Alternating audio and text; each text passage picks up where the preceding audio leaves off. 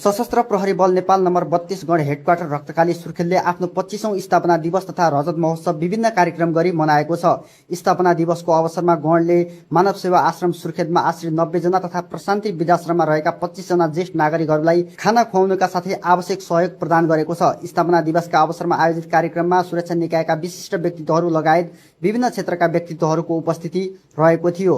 गणले स्थापना दिवसलाई सामाजिक सेवासँग जोड्दै आश्रम तथा वृद्धाश्रममा आश्रितहरूको सशस्त्र प्रहरीले अब हरेक हप्ताको शुक्रबार कपाल काट्ने लगायतका विभिन्न सेवाहरू समेत प्रदान गर्ने रक्तकाली गण सुर्खेतका गणपति डम्बर विष्टले बताउनु भएको छ। रक्तकाली गण सुर्खेतको आज 25औं रजत महोत्सव कार्यक्रम हामीले बिहान सम्पन्न गरी आज यो बेलुकाको समयमा यो मानव सेवा आश्रमको प्राङ्गणमा आएका छौँ।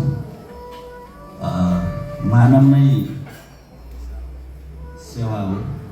मानव सर्वश्रेष्ठ प्राणी भएको नाताले विभिन्न समस्या कठिनाइको कारणबाट यहाँ बुवाआमा दाजुभाइहरू यहाँ हुनुहुन्छ, यहाँ बस्नुभएको छ र यो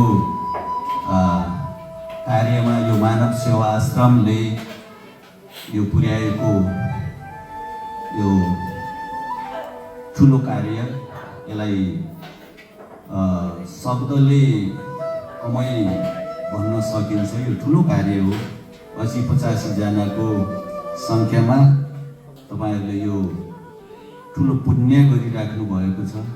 सोही सिलसिलामा आज यो शान्ति वृद्धाश्रममा पनि एउटा बेलुकाको भोज,